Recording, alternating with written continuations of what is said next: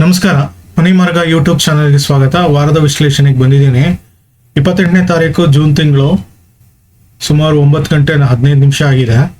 Video ಪ್ರಾರಂಭ ಮಾಡ್ತಾ ಇದ್ದೀನಿ. ಈ ವಾರದ್ದು ವಿಶ್ಲೇಷಣೆ 29ನೇ ತಾರೀಕು ಸೋಮವಾರದಿಂದ 3ನೇ ತಾರೀಕು ಜುಲೈ ಶುಕ್ರವಾರದ್ದು ಈ ವಿಡಿಯೋ ಮಾಡ್ತಾ ಇದ್ದೀನಿ. ಕಳೆದ ವಾರ ಒಂದಿಷ್ಟು ಸ್ಟಾಕ್ಸ್ಗಳು ಅವರೇಜ್ ಆಗಿ ಕೊಟ್ಟಿತ್ತು. ಬಟ್ ಕಳೆದ ವಾರದಲ್ಲಿ ಮುಖ್ಯವಾದ ಅಂಶ ಏನಂದ್ರೆ ನಂದು ಕಂಡಿದ್ದು ತುಂಬಾ ಒಂದು ಶಾರ್ಟ್ ಸೈಡ್ ಅಲ್ಲಿ ಒಂದು ಒಳ್ಳೆ ರೇಂಜ್ ಕೊಟ್ಟಿದೆ. ಒಂದು 12% ಅಷ್ಟು ಕೊಟ್ಟಿದೆ, ಇನ್ನೊಂದು 8% ಅಷ್ಟು ಕೊಟ್ಟಿದೆ. ಆವರೇಜ್ 10% ಕೊಟ್ಟಿದೆ ಎರಡರಿಂದ. ಮಿಕ್ಕಿದು ಒಂದು 2-3 ಪ್ಲಸ್ ಸೈಡು ಕೊಟ್ಟಿದೆ, ಮೈನಸ್ ಸೈಡು ಕೊಟ್ಟಿದೆ. ಓವರ್ ಆಲ್ ನಾರ್ಮಲ್ ರೇಂಜ್ ಏನಿತ್ತು ಅದ್ ತರನೇ ಕೊಟ್ಟಿದೆ. ಬಟ್ ಈ ಎರಡು ಪರ್ಟಿಕ್ಯುಲರ್ ಸ್ಟಾಕ್ಸ್ ತುಂಬಾ ಚೆನ್ನಾಗಿ ಕೊಟ್ಟಿದೆ. ಮತ್ತೆ ಈ ವಾರದಲ್ಲಿ ಒಂದು ವಿಶೇಷವಾದ ಒಂದು ವ್ಯತ್ಯಾಸ ಕಾಣಿಸಬಹುದು. 100% ಆಗಿರ್ಬೇಕು ಅಂತಿಲ್ಲ. ಸೊ ವ್ಯತ್ಯಾಸಗಳು ಬರ್ಬೋದು. ಸೊ ವ್ಯತ್ಯಾಸಗಳು ಬುಧ ರೆಟ್ರೋ ಆಗೋದ್ರಿಂದ, ವಕ್ರಿ ಆಗೋದ್ರಿಂದ ಮಾರ್ಕೆಟ್ ಅಲ್ಲಿ ಒಂದು ವ್ಯತ್ಯಾಸ ಕಾಣಿಸುತ್ತೆ. ಅದು ಎಸ್ಪೆಷಲಿ ಯಾವ ಸೆಕ್ಟರ್ ಅಂತ ಹೇಳ್ತೀನಿ ಕೊನೆಯಲ್ಲಿ, ನೋಡ್ತಾರಿ ಕೊನೆ ತನಕ. ಸೊ ಈ ವಾರ ಸ್ಟಾಕ್ಸ್ ಏನಿದೆ, ನಿಫ್ಟಿ ಏನಾಗ್ಬೋದು, ರೇಂಜ್ ಬೌಂಡ್ ಮತ್ತೆ ಹೋಗ್ಲಿಕ್ಕೆ ಸಾಧ್ಯತೆ ಇದೆಯಾ, ಆಲ್ರೆಡಿ ಏನೇನು ಆಗ್ತಿದೆ ಎಲ್ಲ ಎಕ್ಸ್ಪ್ಲೈನ್ ಮಾಡ್ತೀನಿ ಡೆಪ್ತ್ ಅಲ್ಲಿ. ಸೊ ವಿಡಿಯೋ ಪ್ರಾರಂಭ ಮಾಡ್ತಾ ಇದ್ದೀನಿ, ತುಂಬಾ ಟೈಮ್ ತಗೊಳಲ್ಲ. Please follow my channel, requesting you to follow my channel and share with your friends. So previously there was a sideways market. Whether it's going to continue or not, we'll see properly in coming up video, means upcoming slides. I'll be discussing.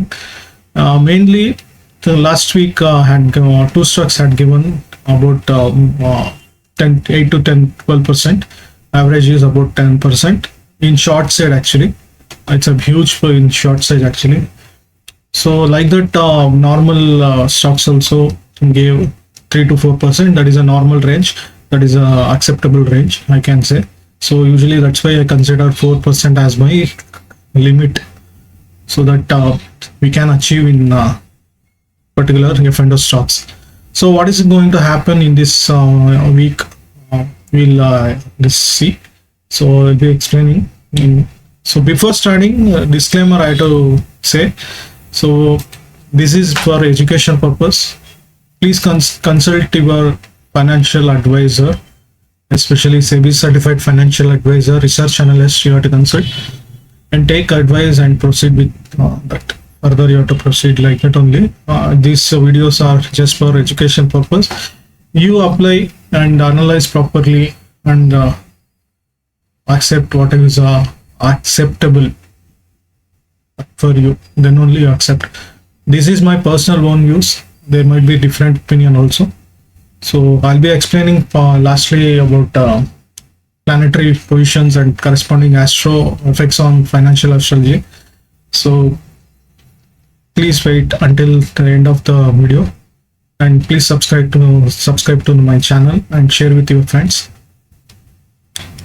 I'll start with video. First Nifty ತಗೊಂತಾ ಇದೀನಿ. We're taking Nifty.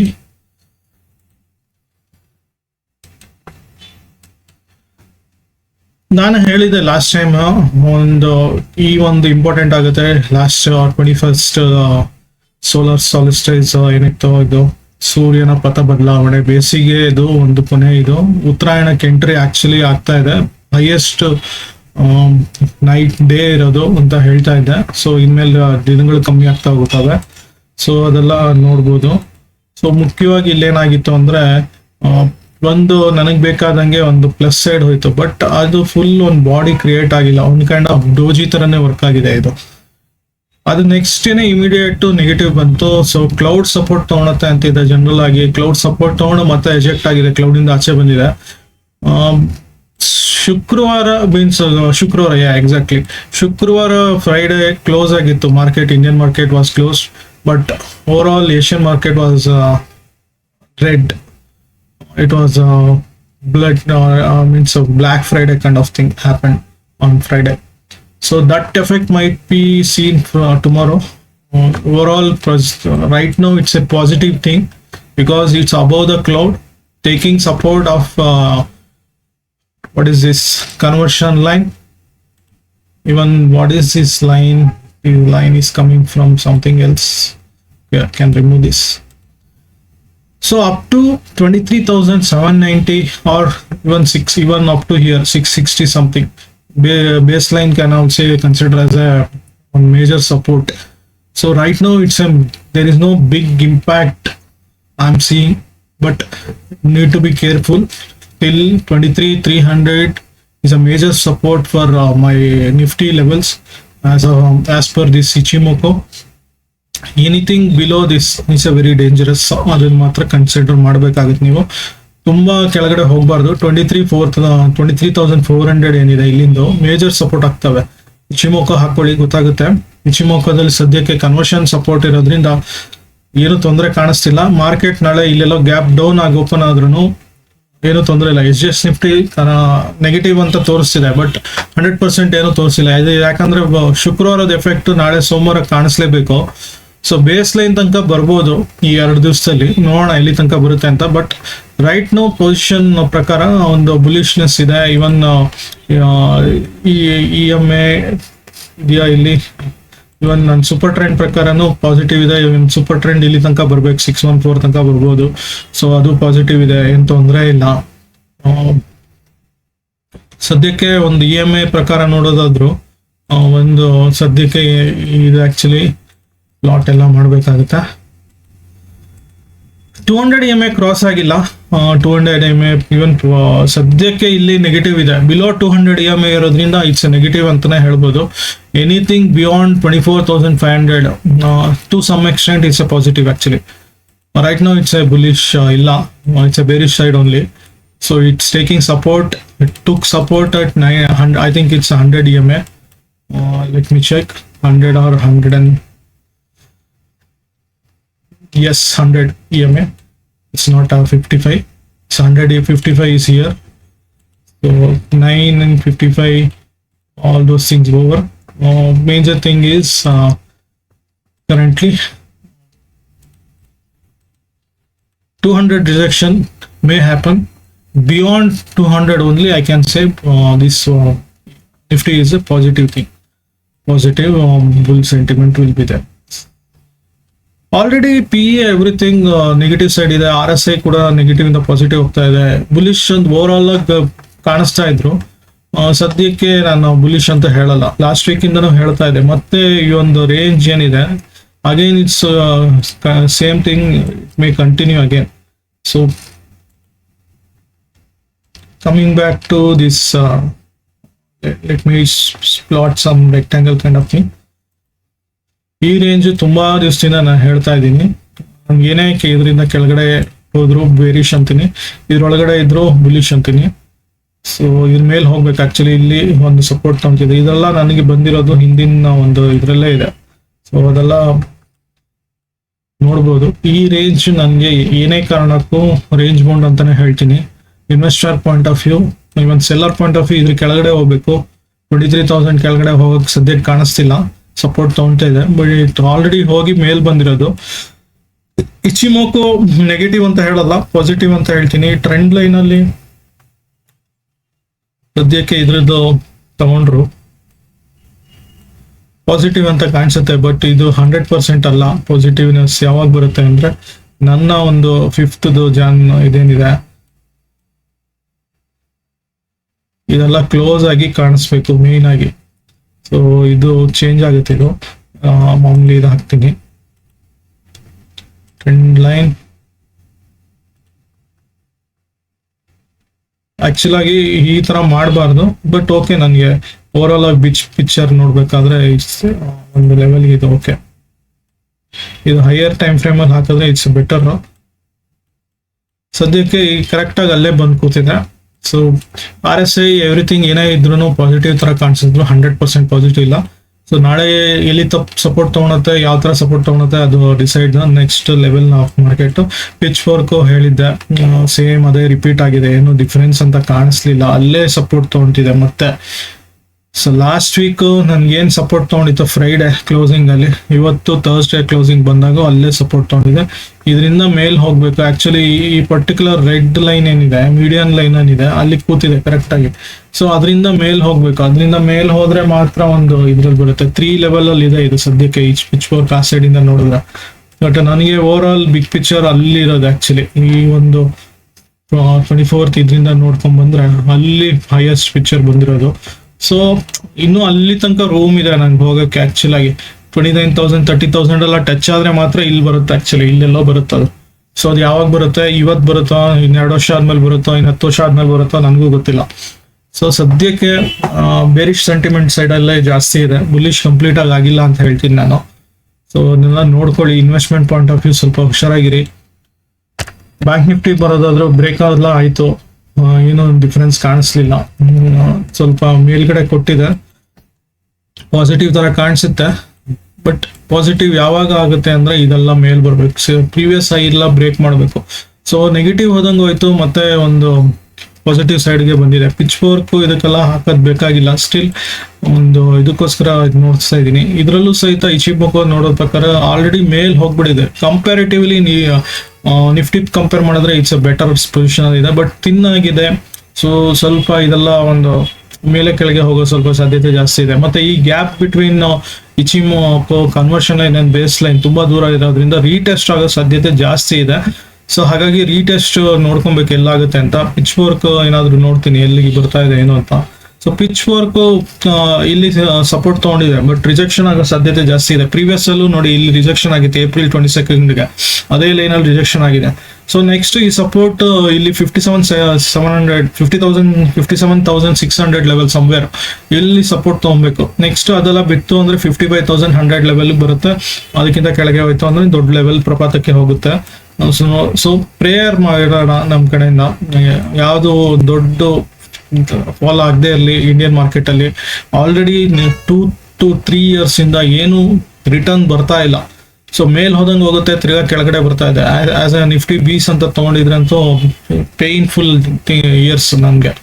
So ಹುಷಾರಾಗಿರ್ಬೇಕು, ಸ್ವಲ್ಪ ನೋಡ್ಬೇಕಾಗುತ್ತೆ. ಯಾವುದೇ mutual fund ಅಲ್ಲೂ return ಇಲ್ಲ. So ಹಾಗಾಗಿ crucial year ಮತ್ತೆ repeat ಆಗ್ತಾ ಇದೆ. ನೋಡೋಣ ಹೆಂಗೆ US ಆಗ್ತವೆ. ESL ರಿಸಿಷನ್ ಡೇಟಾ ಅದೆಲ್ಲ ಬಂದ್ರೆ ಇಲ್ಲೇನು ಅಫೆಕ್ಟ್ ಆಗ್ಬೋದು ಗೊತ್ತಿಲ್ಲ. ಸೊ ಡಿಟೇಲ್ ಆಗಿ ಸ್ಟಡಿ ಮಾಡಬೇಕು. EMA ಏನೇನು ನೋಡಿದ್ರು ಇದಾಗುತ್ತೆ. ಸೊ ಈಗ ಮೊನ್ನೆ ಹೇಳ್ತಾ ಇದೆ ಆಕ್ಚುಲಿ ಕಳೆದ ವಾರ ಸ್ವಲ್ಪ ಗೋಲ್ಡ್ ಸಿಲ್ವರ್ ಮೇಲ್ ಬರ್ಬೋದು ಅಂತ. ಮತ್ತೆ ಒಂದು ಲೋ ಫಾರ್ಮ್ ಆಗಿ ಸಡನ್ ಆಗಿ ಒಂದು ಮೇಲ್ಗಡೆ ಬಂತು, ತೋರಿಸ್ತೀನಿ. ಲೋಯರ್ ಲೋ ಫಾರ್ಮ್ ಆಗಿ ಒಂದು ರಿವರ್ಸ್ ಟ್ರೈ ಮಾಡ್ತಾ ಇದೆ. ಬಟ್ 100% ಬುಲ್ಲಿಶ್ ಯಾವಾಗ ಆಗುತ್ತೆ ಅಂತ ಕನ್ವರ್ಷನ್ ಲೈನ್ ಗಿಂತ ಮೇಲ್ ಬರಬೇಕು. ಆಲ್ರೆಡಿ ನೆಗೆಟಿವ್ ಅಲ್ಲಿ ಇದೆ, ತುಂಬಾ ಪಾಸಿಟಿವ್ ಕಾಣಿಸ್ತಾ ಇಲ್ಲ. 4,160 ಮಿನಿಮಮ್ ಮೇಲ್ ಬರಬೇಕು. ಅದೆಲ್ಲ ಬಂದ್ರೆ ಮತ್ತೆ ವಾಪಸ್ 4,500 5,000 ಇವನ್ ಹೈಯರ್ ಹೈ ಏನಿದೆ 5,000 ಸಮಥಿಂಗ್ ಅಲ್ಲಿ ತನಕ ಹೋಗ್ಲಿಕ್ಕೆ ಸಾಧ್ಯತೆ ಇದೆ. ಪಿಚ್ ಫೋರ್ಕ್ ಅಲ್ಲೂ ನೋಡೋದಾದ್ರೆ ಆಲ್ರೆಡಿ ಇಲ್ಲಿ ಸಪೋರ್ಟ್ ತಗೊಂಡಿದೆ. ನಾನು ಮೀಡಿಯನ್ ಲೈನ್ ಬರುತ್ತೆ, ಈ ಸೆಂಟರ್ ಲೈನ್ ಏನಕ್ಕೆ ಬರುತ್ತೆ ಇದಕ್ಕೆ ರೀಸನ್ ಹೇಳ್ತೀನಿ ನಾನು. ಮೀಡಿಯನ್ ಲೈನಿಗೆ ಸಪೋರ್ಟ್ ತಗೊಂಡಿದೆ. ಸೊ ಸಪೋರ್ಟ್ ತಗೊಂಡು ಮೇಲ್ ಹೋಗಕ್ಕೆ ಟ್ರೈ ಮಾಡ್ತಾ ಇದೆ. ಸೊ ನೋಡ್ಬೇಕು ಇನ್ನು 2 ದಿವಸ ಏನಾಗುತ್ತೆ. ಇಂಪಾರ್ಟೆಂಟ್ ಮಾರ್ಕೆಟ್ ಯಾವುದೇ ಒಂದು ಬಿಗ್ ಇನ್ವೆಸ್ಟ್ಮೆಂಟ್ ಬೇಡ. SIP ಏನಿದೆ ಅದನ್ನ ಕಂಟಿನ್ಯೂ ಮಾಡ್ಕೊಳ್ಳಿ. ಗೋಲ್ಡ್ ಆಗಲಿ ಸಿಲ್ವರ್ ಆಗಲಿ, almost gold and silver behaves same actually. But as per investment point of view gold is better than silver. Silver is more fragile kind of thing. So ನನ್ನ previous ಒಂದು ಯಾವುದೋ ಒಂದು level ಅಲ್ಲಿ mark ಮಾಡಿದೆ ಈ support ಅಂತ. So ಅದೆಲ್ಲ ಕೆಳಗಡೆ ಬಂದು ಕೆಳಗಡೆ ಕೂತಿದೆ ಈಗ. ಸೊ ಇದರಲ್ಲಿ ಪಿಚ್ ಫೋರ್ಕ್ ಸಹಿತ ಒಂದು ಡೌನ್ ಸೈಡ್ ಅಲ್ಲೇ ಹೋಯ್ತು. ಸೊ ಆಲ್ಮೋಸ್ಟ್ ಇಲ್ಲಿ ಟಚ್ ಆಗುತ್ತೆ ಅಂತ ಹೇಳ್ತಾ ಇದೆ. ಹಿಂದಿನ ವಿಡಿಯೋಗಳು ನೋಡಿರ್ಬೋದು, ಆಲ್ಮೋಸ್ಟ್ ಅಲ್ಲೇ ಟಚ್ ಆಗಿದೆ. ಸದಾ ಬ್ರೇಕ್ ಆಯ್ತು ಅಂದ್ರೆ $40 ಎಲ್ಲ ಬರಲ್ಲ.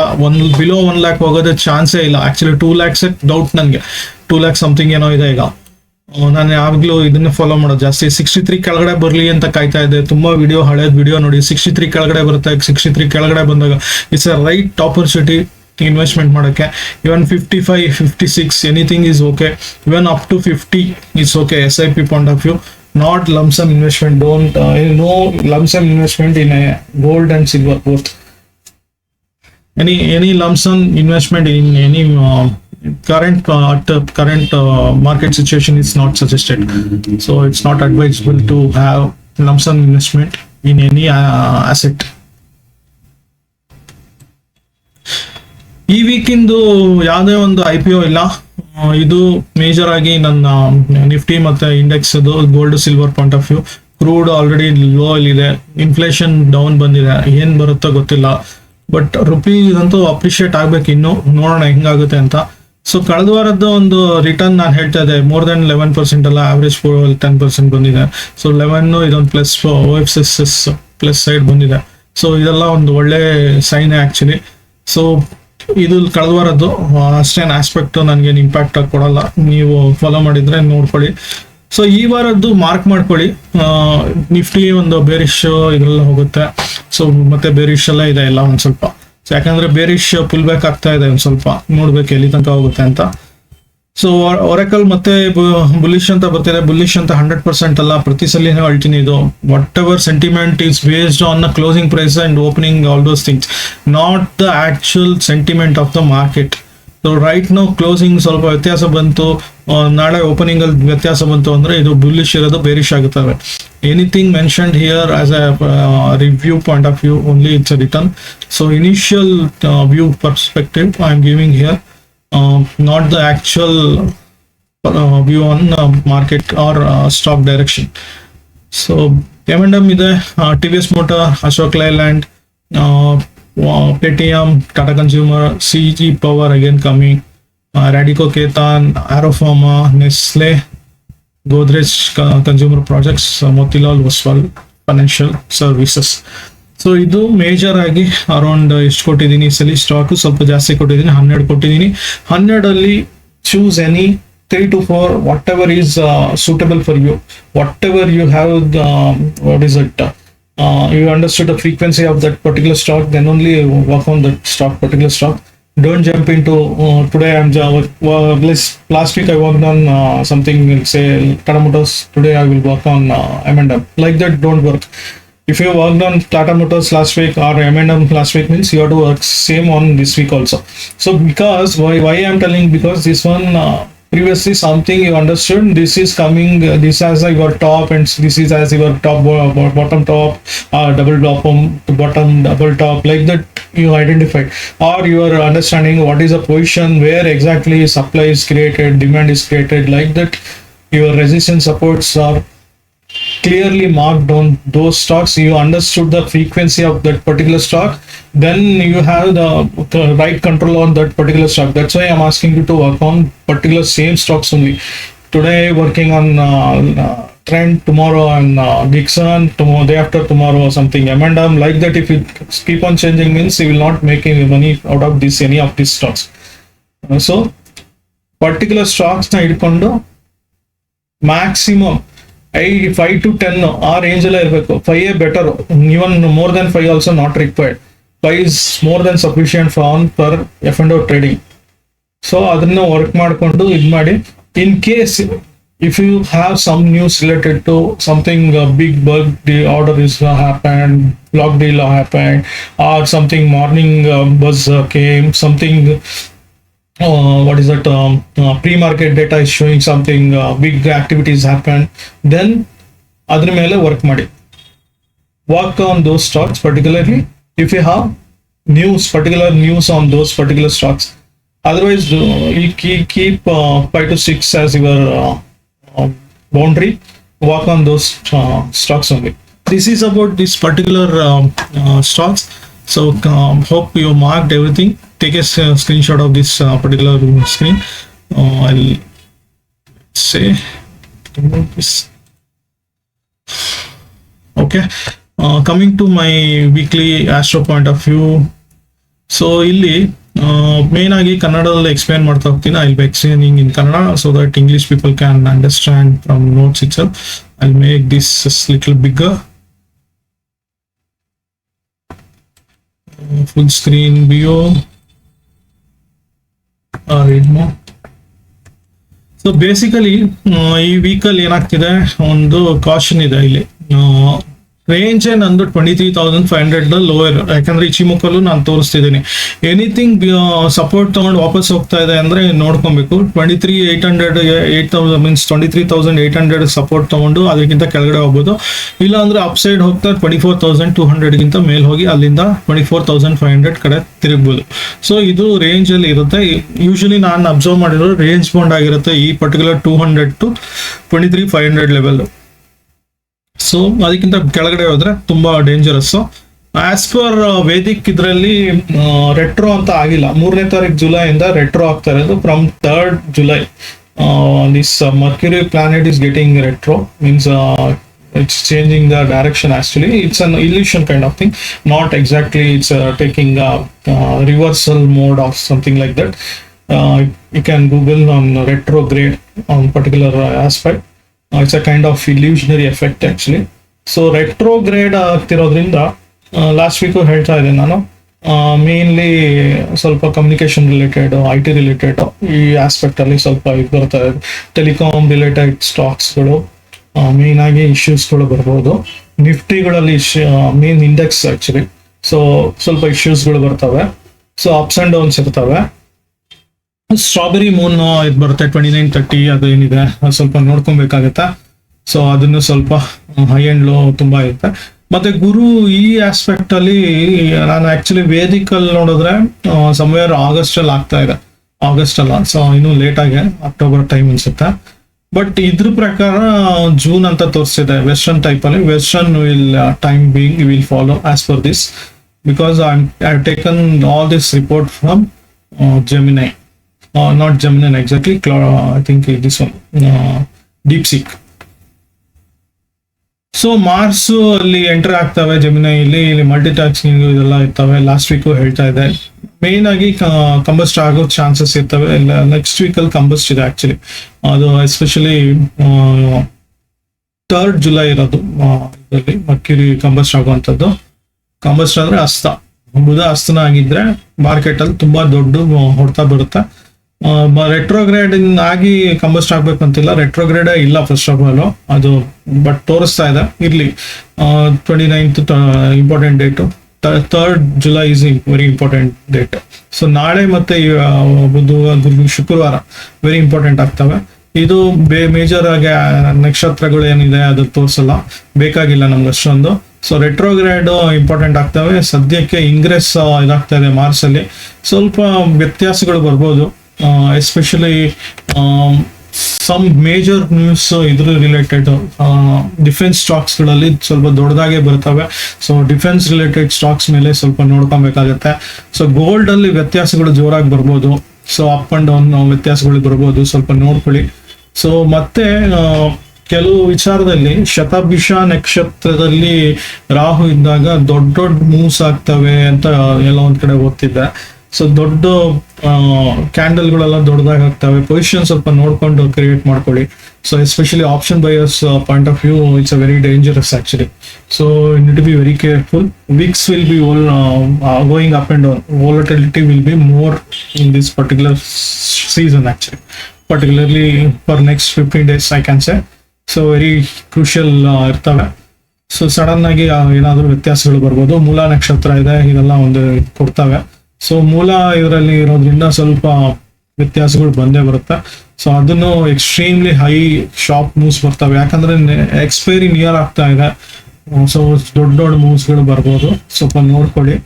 So reduce the position, avoid new position ಯಾವುದೂ ಇರಬಾರ್ದು, ಯಾಕಂದ್ರೆ ಎಕ್ಸ್ಪೈರಿ ಬೇರೆ ಆಗ್ತಿದೆ. ಸದ್ಯಕ್ಕೆ ಒಂದು 2-3 ದಿವಸ ಸ್ವಲ್ಪ ಹುಷಾರಾಗಿರ್ಬೋದು. 3ನೇ ತಾರೀಕು ಇಲ್ಲಿ ಜುಪಿಟರ್ ಇಂಗ್ರೆಸ್ ಅಂತ ಇದೆ, ಬಟ್ ಆಕ್ಚುಲಿ ಅದು ಹಂಗಲ್ಲ. ಮತ್ತೆ ಎಕ್ಸ್ಪೈರಿ ಇದರಿಂದ ಸ್ವಲ್ಪ ಹುಷಾರಾಗಿರ್ಬೇಕು. ಇಲ್ಲಿ ಪೂರ್ವಾಷಾಢ ನಕ್ಷತ್ರ ನಡೀತಾ ಇರುತ್ತೆ, ಸ್ವಲ್ಪ ಒಂದು ಡೈರೆಕ್ಷನ್ ಹಿಡಿಬಹುದು. ಪರ್ಟಿಕ್ಯುಲರ್ಲಿ ಮೇಜರ್ಲಿ ಒಂದು PSU ಸ್ಟಾಕ್ಸ್ ಇಂಥದ್ದೆಲ್ಲ ನೋಡ್ಕೊಂಡ್ರೆ ಸ್ವಲ್ಪ ಇಟ್ಕೊಡ್ಬೋದು. ಸೊ ಸೇಮ್ ರೆಸಿಸ್ಟೆನ್ಸ್ ಇದೆಲ್ಲ ಸಪೋರ್ಟ್ಗಳು ನೋಡ್ಕೊಳ್ಳಿ ಯಾವ ಸೈಡ್ ಹೋಗ್ತಾ ಇರ್ತವೆ. ಸೊ ಫಸ್ಟ್ ಫ್ಯೂ ಅವರ್ಸ್ ಸ್ವಲ್ಪ ವೊಲಟೈಲ್ ಇರ್ಬೋದು, ನಂತರ ದಿವಸ ಬುಲಿಶ್ ಆಗ್ಬೋದು. ಯಾಕಂದ್ರೆ ಸಡನ್ ಆಗಿ ನಾಳೆ ಫಾಲೋ ಇದ್ರೆ ಆಬ್ವಿಯಸ್ಲಿ ಟ್ಯೂಸ್ಡೇ ಒಂದು ಅಪ್ ಮೂವ್ಮೆಂಟ್ ಬರ್ಬೋದು. ಎಕ್ಸ್ಪೈರಿಗೆ ಹೀರೋಗಳು ಚೆನ್ನಾಗಿ ವರ್ಕ್ ಆಗ್ಬೋದು, ಸ್ವಲ್ಪ ನೋಡ್ಕೊಂಡು ತಗೊಬೇಕಾಗತ್ತೆ. ಇನ್ನು 1ನೇ ತಾರೀಕು ಫ್ರೆಶ್ ಸ್ಟಾರ್ಟ್ ಆಗ್ತವೆ, ಹೊಸ ಮಂತು ನೋಡ್ಕೊಬೇಕು. ನಾನು ತೋರಿಸ್ತಾ ಇದ್ದೆ ಇದರಲ್ಲಿ ನಿಫ್ಟಿ ಒಂದ್ಸಲಿ ಹೋಗ್ಬಿಡ್ತೀನಿ, ಗೊತ್ತಾಗುತ್ತೆ ತೋರ್ಸಕ್ಕೆ. ಸೊ ಇಲ್ಲಿ ಯಾಕೆ ನಿಫ್ಟಿ ವಾಪಸ್ ಬರ್ತೀನಿ ತೋರಿಸ್ತೀನಿ ನಾನು. ಏನ್ ಆಗ್ತಿದೆ ಒಂದು 2 ತಿಂಗಳಿಂದ ಅಂತ ಅಬ್ಸರ್ವ್ ಮಾಡಿರೋರಿಗೆ ಗೊತ್ತಿರುತ್ತೆ. ಆಕ್ಚುಲಿ ಹೈಯರ್ ಟೈಮ್ ಫ್ರೇಮ್ ನೋಡಿ ಎಲ್ಲ ಒಂದಿಷ್ಟು ಪಿಕ್ಚರ್ ಸಿಗುತ್ತೆ ಅಂತ ಹೇಳ್ತೀನಿ ನಾನು ಜನರಲ್ ಆಗಿ. ಸೊ ಇಲ್ಲಿ ನೋಡುವಾಗ ನಾನು ಇಲ್ಲಿ ಬರ್ತಾ ಇದ್ದೀನಿ. ಆಕ್ಚುಲಿ ಮಂತ್ಲಿ ಇದಕ್ಕೆ ಬಂದಾಗ ರೇಂಜ್ ಬೌಂಡ್ಗೆ ಹೋಗ್ತಾ ಇದೆ. ಸೊ ನನಗೆ ಫೆಬ್ರವರಿ ಮಾರ್ಚ್ ಅಲ್ಲಿ ಆದ ಮೂವ್ಮೆಂಟ್ಸ್ಗಳು ಮತ್ತೆ ಒಂದು ಅಷ್ಟು ದೊಡ್ಡದು ಕಾಣಿಸ್ಲಿಲ್ಲ. ಇದರಿಂದ ಬ್ರೇಕ್ ಮಾಡೋಕ್ಕೂ ಆಗ್ತಾ ಇಲ್ಲ, ಇದರಿಂದ ಮೇಲ್ ಹೋಗಕ್ಕೂ ಆಗ್ತಾ ಇಲ್ಲ. ಸೊ ಲಾಸ್ಟ್ ಫೆಬ್ರವರಿ 25 ಹಿಂಗೆ ಇತ್ತು. ಅದ್ರ ನಂತರದ್ದು ಹಿಂದಿನ ದಿವಸ ಜೂನಲ್ಲಿ ಇತ್ತು. ಜೂನಲ್ಲಿ ಅಪ್ ಟ್ರೆಂಡ್ ಬರಬೇಕು ಜನರಲ್ ಆಗಿ, ಸೊ ಅದು ಬಂದಿಲ್ಲ. ಸೊ ನೋಡ್ಬೇಕು ಹೆಂಗೆ ಏನಾಗ್ತಿದೆ ಅಂತ.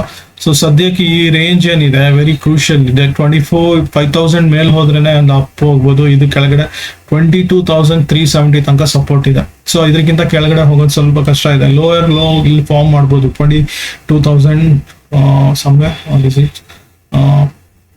22,182 ಲೋ ಫಾರ್ಮ್ ಆಗ್ಬೋದು. ಸೊ ಅದಕ್ಕೆ ಸ್ವಲ್ಪ ನೋಡ್ಕೊಬೇಕು ಇದೆಲ್ಲ. ಸೊ ಹೈಯರ್ ಟೈಮ್ ಫ್ರೇಮ್ ಯಾಕೆ ಒಂದು ಇಂಪಾರ್ಟೆಂಟ್ ಅಂದ್ರೆ ಇದೇ ರೀಸನ್ನು. ಸೊ ಸ್ವಲ್ಪ ಇದು ರೇಂಜ್ ಬೌಂಡ್ ಆಗಿರೋದು ಎಷ್ಟು ದಿವಸ ಹೋಗುತ್ತೆ ನೋಡೋಣ ಈ ಮಂತ್ದು. ಸೊ ಬುಲ್ಲಿಶ್ ಇದ್ರೂ ನಾನು 100% ಬುಲ್ಲಿಶ್ ಅಂತ ಹೇಳಲ್ಲ. ಸೊ ಹುಷಾರಾಗಿ ಇದು ವರ್ಕ್ ಮಾಡ್ಕೊಳ್ಳಿ. ಥರ್ಸ್ಡೇ ಮತ್ತೆ ಜುಪಿಟರ್ ಕೇತು ಅಲ್ಲಿ ಇರ್ತವೆ. So market highly sideways ಹೋಗ್ಬಿಡ್ಬೋದು. ಸೊ ಹಾಗಾಗಿ ಸ್ವಲ್ಪ ಥರ್ಸ್ಡೇ ಕೂಡ ಅಷ್ಟು ಫೇವರಬಲ್ ಇರಲ್ಲ. ಇನ್ನು ಎಂಡ್ ಆಫ್ ದ ವೀಕ್ ಅದು ಥರ್ಡ್ ಅಲ್ಲಿ ಇದು ಬರ್ತಾ ಇದೆ, ಒಂದು ಸ್ವಲ್ಪ ಚೇಂಜಸ್ ಬರಬೇಕು. ಅಸ್ತ ಆಗ್ತಿದೆ ಬುಧ. ಸೊ ಇಲ್ಲಿ ಬುಲಿಶ್ ಅಂತ ಇದ್ದಿದ್ರು ಬಟ್ ಬೇರಿಶ್ ಸೈಡ್ ಹೋಗಕ್ಕೆ ಸಾಧ್ಯತೆ ಜಾಸ್ತಿ ಇದೆ. ಯಾಕಂದ್ರೆ ಅಸ್ತ ಅದು ಬುಧ ಅಂತದ್ದು ಹೈಲಿ ಒಂದು ವೊಲಟೈಲ್ ಇರ್ತವೆ. ಸೊ ಸ್ವಲ್ಪ ಇದು ವ್ಯತ್ಯಾಸ ಕೊಡ್ಬೋದು. ಸೊ ರೇಂಜ್ ಇರ್ತವೆ ಇದು. ಸೊ ಎನಿಥಿಂಗ್ ಅಬೌಟ್ 24,500 ಮಾತ್ರ ಒಂದು ಪಾಸಿಟಿವ್ ಅಂತೀನಿ, ಅದಕ್ಕಿಂತ ಕೆಳಗಡೆ negative. So key support area ತೋರಿಸ್ಬಿಟ್ಟಿದ್ದೀನಿ ನಾನು. ಇಲ್ಲಿ ಅಪ್ರಾಕ್ಸಿಮೇಟ್ಲಿ ಈ ಲೆವೆಲ್ 100 EMA ಅಂತ ಹೇಳಿದೆ. 200 ಅಲ್ಲಿ ರಿಜೆಕ್ಷನ್ ಆಗುತ್ತೆ 100%. 100 EMA ಲಾಸ್ಟ್ ವೀಕ್ ಸಪೋರ್ಟ್ ತಗೊಂಡಿತ್ತು, ಸ್ವಲ್ಪ ಮೇಲ್ ಬಂದಿದೆ. ಸೊ ಸದ್ಯಕ್ಕೆ ಪಿವೋಟ್ ಇದೆಲ್ಲ ನೋಡಿದ್ರೆ ಇಲ್ಲಿ ಸಪೋರ್ಟ್ ಇದೆ 23,916 ಅಲ್ಲಿ ಓಪನ್ ಆಗ್ಬೋದು. ಬಟ್ ವರ್ಸ್ಟ್ ಸಪೋರ್ಟ್ ಏನಿದ್ರು 23,800 2850 ಆ ರೇಂಜ್ಗೆ ಇರ್ಬೋದು. ಅಲ್ಲಿಂದ ರಿವರ್ಸ್ ಆಗ್ಬೋದು ನಾಳೆ, ನೋಡೋಣ ಹೆಂಗೆ ಹೋಗುತ್ತೆ ಅಂತ. ಸೊ ಇದು ಸೆಕ್ಟರ್ಗಳು ನೋಡ್ಬೇಕಾದ್ರೆ ಬ್ಯಾಂಕಿಂಗ್ ಸೆಕ್ಟರ್ ನೋಡ್ಬೋದು, PSU ಈ ಥರದ್ದು ನೋಡ್ಬೋದು. ಸ್ವಲ್ಪ ಹೈಲಿ ಇದಿರ್ತವೆ ಫುಲ್ ಮೀಡಿಯಾ ರಿಲೇಟೆಡ್. ಸೊ ಸ್ವಲ್ಪ ಅವಾಯ್ಡ್ ಮಾಡಿ ಆದಷ್ಟು. IT ಅಂತೂ 100% ಇದು. ಮೆಟಲ್ ಸ್ಟಾಕ್ಸ್ ಅಷ್ಟೊಂದು ಇದಿಲ್ಲ. ಫಾರ್ಮನು ಸ್ವಲ್ಪ ಕೊಡ್ಬೋದು ಬಟ್ 100% ಇದಿಲ್ಲ. ಸೊ ಸ್ವಲ್ಪ ನೋಡ್ಕೊಂಡ್ರೆ ಒಳ್ಳೇದು. ಸೊ ಆಸ್ಟ್ರೋ ಬೇಸಿಸ್ ಮೇಲೆ ನನ್ನ ವ್ಯೂಸ್ ಏನಂದ್ರೆ ಇಲ್ಲಿ ಎಕ್ಸ್ಟ್ರೀಮ್ಲಿ ಕಾಶಿಯಸ್ ಆಗಿರ್ಬೇಕು, ವೊಲಟೈಲ್ ಇರಬೇಕು. ಸೊ ಈ ವಾಲಟಿಲಿಟಿ ಎಲ್ಲ ಸ್ವಲ್ಪ ನೋಡ್ಕೊಳ್ಳಿ. ಸೊ ಬುಲ್ಲಿಶ್ ಅಂತ ಕೊಟ್ರು ಈ ಬುಲ್ಲಿಶ್ ಇರ್ಲಿಕ್ಕೆ ಸಾಧ್ಯತೆ ಕಡಿಮೆ ಇದೆ. ನೋಡೋಣ ಹೆಂಗಾಗ್ತವೆ ಅಂತ. ಸೊ ನ್ಯೂಟ್ರಲ್ ಆಗಿರ್ತವೆ. ಇದೆಲ್ಲ ಸಮ್ಮರಿ ಮಾಡ್ತಿದ್ದೀನಿ. ಸೊ ಇದು ಈ ವಾರದ ಒಂದು ಮೇಜರ್ ಆಗಿ ಒಂದು ಇರುವಂತ ಆಸ್ಟ್ರೋ ಇವೆಂಟ್ಸ್ಗಳು, ಆಸ್ಪೆಕ್ಟ್ಸ್ಗಳು ನಿಮ್ಮ ಮುಂದೆ ಇಟ್ಟಿದ್ದೀನಿ. ಸೊ ಎನಿಥಿಂಗ್ ಈ ವೀಕಲ್ಲಿ ಏನಾದ್ರು ಈ ಬ್ರೇಕ್ಔಟ್ ಏನಾಯ್ತು ಅಟ್ಲೀಸ್ಟ್ ವೀಕ್ಲಿ ಲೆವೆಲ್ಸ್ ಬಂದ್ರೆ, ಸೊ ಈ ಒಂದು 24,967 ಅಥವಾ ಈ ಒಂದು ಹೈ ಒಂದು ಇದಾದ್ರೆ ಬ್ರೇಕ್ ಆಯ್ತು ಅಂದ್ರೆ ಒಂದು ದೊಡ್ಡ ಹೈ ಬುಲಿಶ್ ಸೆಂಟಿಮೆಂಟ್ ಕ್ರಿಯೇಟ್ ಆಗ್ಬೋದು. ಸೊ ನೋಡೋಣ ಹೆಂಗ್ ಹೋಗ್ತವೆ ಅಂತ. ಪ್ರೀವಿಯಸ್ ವೀಕ್ಸ್ ಮೀನ್ಸ್ ವಿಡಿಯೋ ಒಂದು ಮಾಡಿದೀನಿ ಒಂದು ಬೇಸ್ಡ್ ಆನ್ ಗ್ಯಾನ್ HLC/3. ಈ ಒಂದು ವಿಡಿಯೋ ಒಂದು ಇಲ್ಲಿ ಅಪ್ಲೈ ಮಾಡ್ಕೊಳ್ಳಿ. Nifty position especially index trading ಮಾಡೋರು. ಸೊ ಹಾಗಾಗಿ ಒಂದು ಹೆಲ್ಪ್ ಆಗ್ಬೋದು. ಇವನ್ ನಿಫ್ಟಿ ಸ್ಟಾಕ್ಸ್, ನಿಫ್ಟಿ ಇಂಡೆಕ್ಸ್ ಅಲ್ಲದೆ, ಸೆನ್ಸೆಕ್ಸ್ ಅಲ್ಲದೆ, ಎನಿ ಇಂಡೆಕ್ಸ್ ಅಲ್ಲದೆ ಒಂದು ಸ್ಟಾಕ್ಸ್ ಮೇಲೂ ವರ್ಕ್ ಆಗುತ್ತೆ ಆ ಪರ್ಟಿಕ್ಯುಲರ್ ಮೆಥಡ್. ಸೊ ಇಂಡಿಕೇಟರ್ ನಿಮ್ಗೆ ಮಾಡೋಕ್ಕೆ ಗೊತ್ತಾಗ್ಲಿಲ್ಲ ಅಂದ್ರೆ ಕಾಂಟ್ಯಾಕ್ಟ್ ಮಾಡಿ, ಇಂಡಿಕೇಟರ್ ಶೇರ್ ಮಾಡ್ತೀನಿ ನಾನು. ಇಟ್ಸ್ ನಾಟ್ ಎ ಬಿಗ್ ಒಂದು ರಾಕೆಟ್ ಸೈನ್ಸ್ ತರ ಏನು ಇಲ್ಲ ಅದರಲ್ಲಿ. So please go through that video. So based on that method you please try to trade, especially option seller point of view. ಬಯರ್ಸ್ಗೆ multiple ways ಇದೆ. Fixed income ಅದು actually ಒಂದು 30%ಗೆ ಸ್ಟಿಕ್ ಆಗಿ, ಐ ಥಿಂಕ್ ಬಿಯಾಂಡ್ ದಟ್ 1:3 ಬರ್ತಿದೆ ಅಂದ್ರೆ ನಿಮ್ಗೆ bumper lottery ಅಂತ. ಆದಷ್ಟು 1:1 ಟ್ರೈ ಮಾಡಿ. ಹೈಲಿ ವಾಲಟೈಲ್ ಡೇಸ್ ಇದ್ದಾಗ 1:3 ಕೊಡ್ತಿದೆ ಅಂದ್ರೆ ಇಟ್ಸ್ ಎ ಸೂಪರ್ ಡೇ ಅಂತ ನಿಮ್ಗೆ. ಸೊ ಇದಾಗಿತ್ತು ಈ ವಾರದ ವಿಡಿಯೋ. ಕ್ವಿಕ್ ಆನ್ ಮಾಡಕ್ ಟ್ರೈ ಮಾಡಿದೀನಿ. ಏನಾದ್ರು ಅಬ್ಸರ್ವೇಷನ್, ನಿಮ್ಮ ಸೈಡ್ ಡೌಟ್ಸ್ ಏನಾದ್ರು ಇದ್ರೆ ದಯವಿಟ್ಟು ಕಾಂಟ್ಯಾಕ್ಟ್ ಮಾಡಿ. ಮತ್ತೆ ಹೊಸ ವಿಷಯಗಳೊಂದಿಗೆ ಮತ್ತೆ ಬರ್ತಾ ಇರ್ತೀನಿ. ಆದಷ್ಟು ಹೊಸ ಸಬ್ಸ್ಕ್ರೈಬ್ನ ನೀವು ಇಂಟ್ರೊಡ್ಯೂಸ್ ಮಾಡ್ಕೊಡ್ಬೇಕು ನಮ್ಗೆ. ಸೊ ಹಾಗಾಗಿ ನಾನು ಗ್ರೋ ಆಗ್ತೀನಿ, ಅದ್ರ ಜೊತೆಗೆ ನೀವು ಗ್ರೋ ಆಗ್ಬೋದು.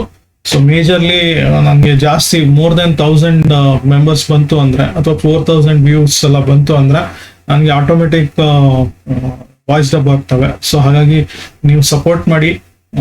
ನನಗೆ ಫ್ರೀ ಆಗಿ ಇಂಡಿಕೇಟರ್ ಕೊಡೋಕೆ ಏನು ಪ್ರಾಬ್ಲಮೇ ಇಲ್ಲ. ಬಟ್ ಏನಂದ್ರೆ ಇಂಡಿಕೇಟರ್ಗಳು ಇಟ್ಕೊಂಡು ನೀವು ಬರೀ ಅದಕ್ಕೆ ಸ್ಟಿಕ್ ಆಗಿ ಕೂತ್ಕೊಂಡ್ಬಿಡ್ತೀರಾ, ಹೊಸದ್ ಕಲಿಯೋದಕ್ಕೆ ಹೋಗಲ್ಲ. ಸೊ ಹಾಗಾಗಿ ಸ್ವಲ್ಪ ಅಬ್ಸರ್ವ್ ಮಾಡ್ತಾ ಇರಿ ಮಾರ್ಕೆಟ್ನ. ಅಬ್ಸರ್ವ್ ನಿಮಗೆ ಸಪೋರ್ಟ್ ಮಾಡುವಂಥದ್ದು. ಆ ಅಬ್ಸರ್ವೇಷನ್ ಜಾಸ್ತಿ ಇಂಪ್ರೂವ್ ಮಾಡ್ಕೊಳ್ಳಿ. ಸೊ ಹೊಸದಾಗಿ ದುಡ್ಡು ಹಾಗೆ ಆಗ್ತವೆ. ಹೊಸ ಮೆಥಡ್ಗಳು ಹೊಸ ಚೇಂಜ್ ಮಾಡಬೇಕು ಅಂತಲ್ಲ. ನಿಮ್ಗೆ ವರ್ಕ್ ಆಗ್ತಿಲ್ಲ ಅಂದ್ರೆ ಏನೋ ಒಂದು ಎಜ್ ಅಂತೀನಿ ನಾನು ಅಷ್ಟೇ. ಆ ಸಣ್ಣ ಒಂದು ಮಿಸ್ ಆಗಿರುತ್ತೆ, ಅದು ಮಿಸ್ ಆಗಿರೋದನ್ನ ಕಂಡುಕೊಳ್ಳಿ ಎಲ್ಲಿ ಮಿಸ್ ಆಗ್ತಿದೆ ಅಂತ. ಮೇ ಬಿ ರಿಸ್ಕ್ ಮ್ಯಾನೇಜ್ಮೆಂಟ್ ಅಲ್ಲಿ ಪ್ರಾಬ್ಲಮ್ ಆಗ್ತಿರ್ಬೋದು, ಕ್ಯಾಪಿಟಲ್ ಡಿಪ್ಲಾಯ್ಮೆಂಟ್ ಅಲ್ಲೇ ಪ್ರಾಬ್ಲಮ್ ಆಗಿರ್ಬೋದು. ಸೊ ಈ ತರದೆಲ್ಲ ಒಂದು ಇರ್ತವೆ. ಸೊ ಆದಷ್ಟು ಇದೆಲ್ಲ ಕಂಟ್ರೋಲ್ ಮಾಡಿಕೊಂಡು, ಮೈಂಡ್ ನ ಕಂಟ್ರೋಲ್ ಮಾಡಿಕೊಂಡು ಆಪ್ಷನ್ ಟ್ರೇಡರ್ ಆಗಿ, ಅದರಲ್ಲೂ ಸಕ್ಸಸ್ಫುಲ್ ಆಪ್ಷನ್ ಟ್ರೇಡ್ ಬಯರ್ಸ್ ಆಗಿ. ಸೊ ವಿಡಿಯೋ ಚಾನಲ್ ನೋಡ್ತಾ ಇರಿ. ಚಾನಲ್ನ ನನಗೆ ಅಪ್ರಿಷಿಯೇಟ್ ಮಾಡಿ, ಲೈಕ್, ಥಮ್ಸ್ ಅಪ್ ಇದೆಲ್ಲ ಕೊಟ್ಟು ಕಾಮೆಂಟ್ಸ್ ಮಾಡ್ತಾ ಇದ್ರೆ ನನಗೆ ಅಪ್ರಿಷಿಯೇಷನ್. ಹೊಸದಾಗಿ ನಿಮ್ಮ ಫ್ರೆಂಡ್ಸ್ನ ಇಂಟ್ರೊಡ್ಯೂಸ್ ಮಾಡಿದ್ರೆ ಅಪ್ರಿಷಿಯೇಷನ್. ಸೊ ಗ್ರೋ ಮಾಡೋಕ್ಕೆ ಸಹಾಯ ಮಾಡಿ. ನೀವು ಗ್ರೋ ಆಗ್ತೀರಾ, ನನಗೂ ಗ್ರೋ ಆಗ್ಬಿಡಿ. ಸೊ ಧನ್ಯವಾದಗಳನ್ನ ತಿಳಿಸ್ತಾ ಈ ವಿಡಿಯೋನ ಅಂತ್ಯ ಮಾಡ್ತಾ ಇದ್ದೀನಿ. ಎಲ್ಲರಿಗೂ ಶುಭವಾಗಲಿ.